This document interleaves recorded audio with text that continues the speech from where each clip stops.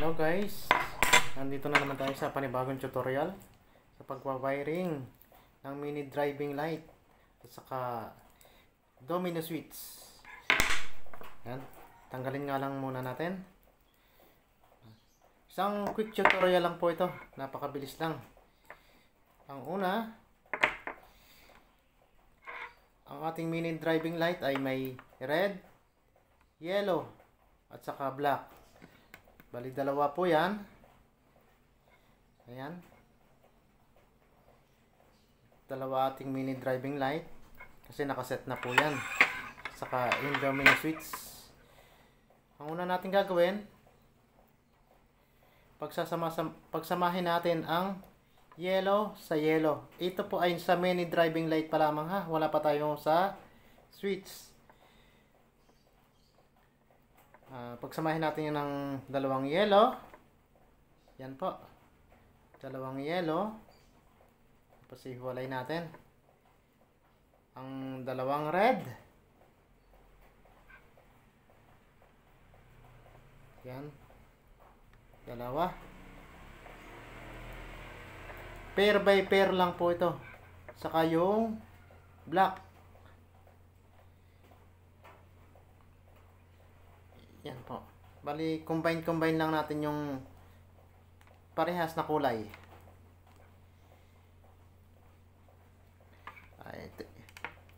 Ito na po. Yellow sa yellow, black sa black, red to red. Tapos, ang ating mini driving light ay merong black, blue, saka brown. Bali itong brown, itong blue, disregard muna natin. Kasi ito yung ating common line. Kulay blue po. Tatandaan po natin. Tapos itong kulay blue or black, kulay brown and black, mamimili po kayo kung saan ang inyong high and low. Pwedeng sa yellow, pwedeng sa red. Ito naman din po kulay brown, pwedeng sa red, pwedeng sa yellow. Kayo na po ang bahala kung aling switch ang high and low nyo. Ngayon, sample lang naman to. Ikakabit natin yung kulay black sa yellow.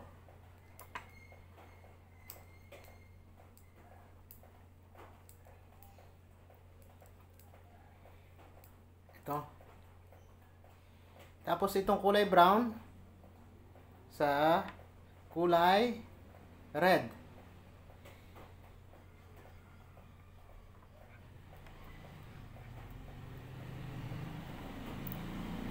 Ayan, tanggal.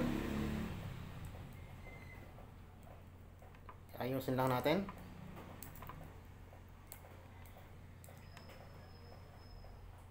Ayan na po. Ganyan ang connection yan. Tapos itong black ay sa positive ng battery. Kuha po tayo ng battery. Ito po yung ating positive. Negative. Negative pala, sorry. Sa negative ng battery, yung kulay black.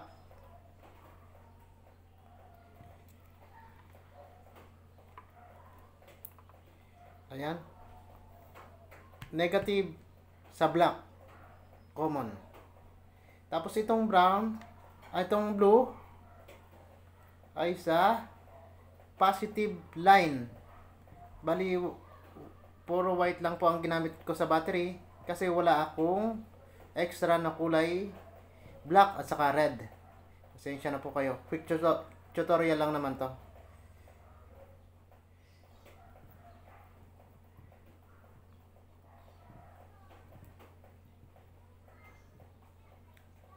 Ayan po. Bali hindi na natin titape kasi tatanggalin ko din naman kasi kakabit ko doon sa aking motor. Ang connection natin, mini driving light, dalawa. Tapos yung yung negative line ng battery sa kulay black. Tapos yung sa switch na kulay brown ay sa red. At saka yung black doon naman sa yellow. Tapos yung blue nasa positive line ng ating battery. Kung ikakabit nyo po sa inyong motor, itong kulay blue ay nasa ignition, yung power line po ilalagay sa power line. Kasi sa mga Suzuki ay kulay orange po sa may susian yung wire. Tapos ito namang kulay black, pwede nyo pong ilagay sa body ground ng inyong motor. Iipit nyo po sa tornilyo yung wire or kumuha kayong nut na may wire. May nabibili naman po dyan sa mga hardware, mura lang po yun, mga 10 piso. Tapos dugtungan nyo pong wire, tapos dito nyo ikabit sa ating black sa negative. Ngayon po ating tetestingin na kung umiilaw ba ang ating mini driving light. Yan po, wala na pong edit yan. Ganyan po ang ating connection. Ulitin natin. Yung black sa domino sa yellow. Yung brown sa red.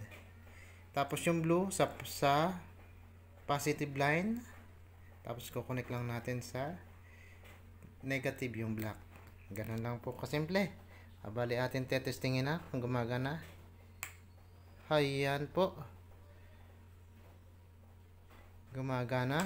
Tapos patay. Sa low. Ayan po. Ganun lang po kasimple ang ating tutorial ngayong araw.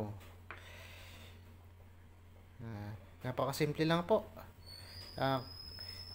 Kayo na po ang dumiskarte kung anong bracket ang inyong ilalagay sa inyong motor. Maraming salamat po sa inyong panonood.